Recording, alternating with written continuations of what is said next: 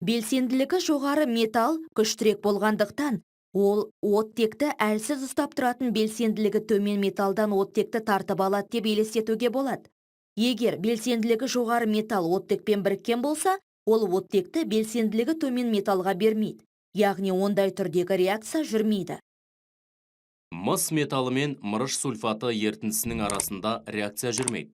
Мыс мырыш қосылыстарынан мырышты ығыстыра алмайды. Себебі оның белсенділігі мырыштікінен төмен.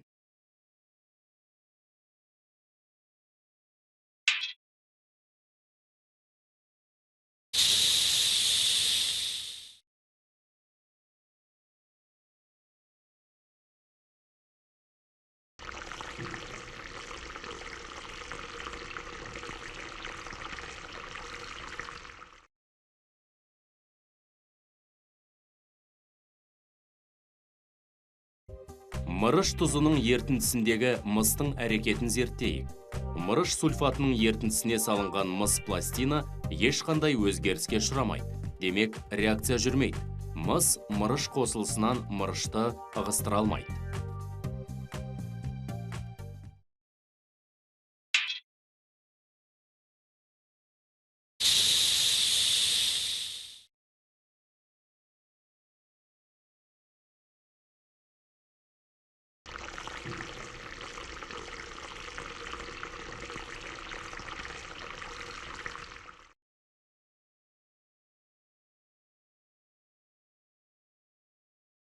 Магний кальций қосылысынан кальцийді ығыстыра алмайды.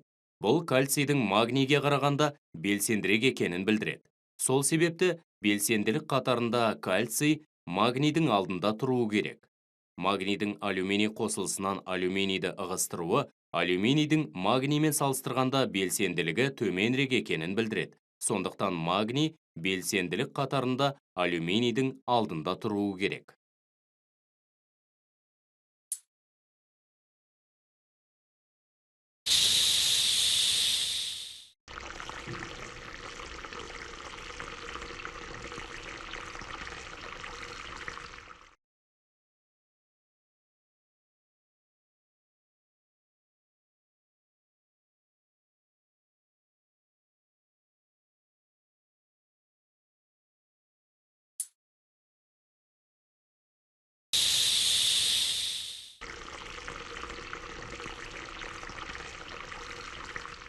Металдардың химиялық белсенділігіндегі айырмашылықтарды металл оксидтерінен бос металдарды алуда жиі қолданады.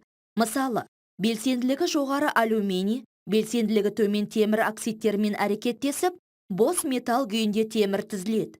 Бұл реакция темір жолдарды жөндеуде қолданылады. Темір жол рельстерінің арасындағы бос орындар мен тесіктер алюминий ұнтағы мен темір үш оксидінің қоспасымен толтырылады. Одан кейін реакция басталу үшін қоспаны тұтатады. Реакция нәтижесінде түзілген темір суыған сайын қататта темір жол рельстерін біріктіреді. Мыс тұзының ерітіндісіндегі мырыштың әрекетін зерттейік.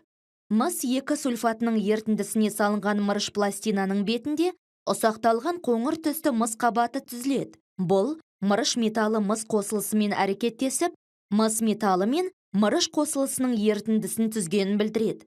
Бұл жағдайда біз мыс қосылысынан мысты ығыстырды деп айтамыз. Мыс 2 сульфаты суда мыс катиондары мен сульфат аниондарға ыдырайды. Егер біз мырыш кесегін сұйылтылған мыс 2 сульфатының ерітіндісіне салатын болсақ, ол біраздан кейін мыс металымен қапталады, ал ерітінді түссізденеді. Мырыш қосылыстағы мыстың орнын басады, себебі ол мысқа қарағанда белсендірек. Ығыстырылған мыс бос металл түрінде тұнбаға түседі.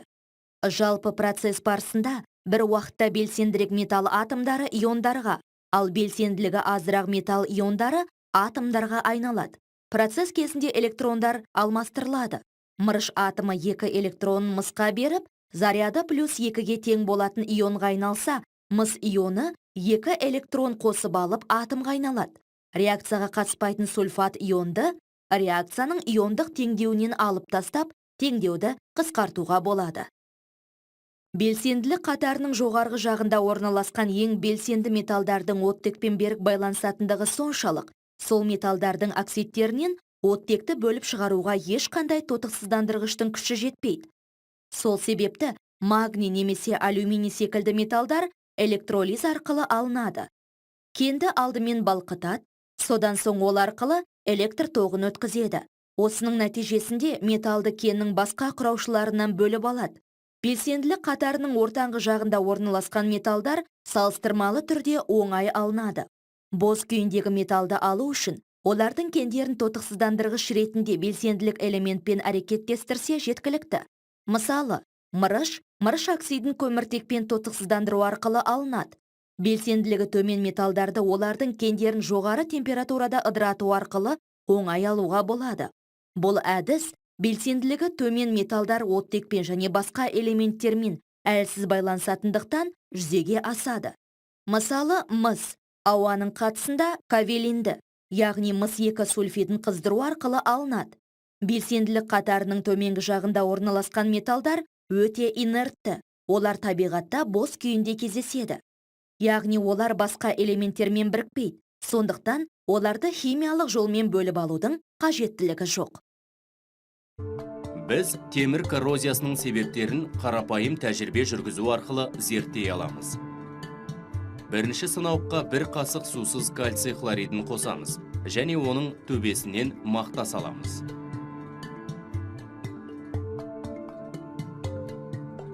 Содан соң ішіне бірнеше темір шеге салып, сынауықты тығынмен жабамыз. Кальций хлориді ауадағы ылғалды күшті сорады, яғни сынауық ішіндегі ауа құрғақ десек те болады.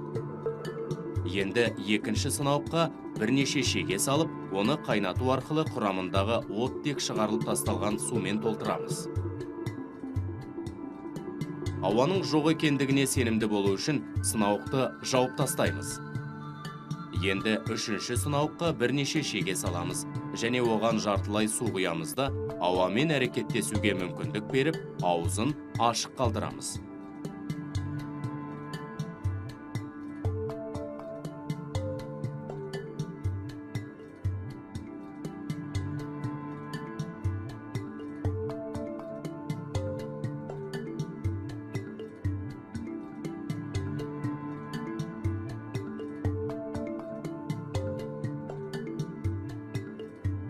Бірнеше күннен кейін тәжірибе нәтижесін қараймыз.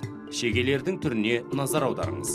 Темірдің татпасуын тудыратын негізгі фактор ауа мен судың қоспасы болып табылады.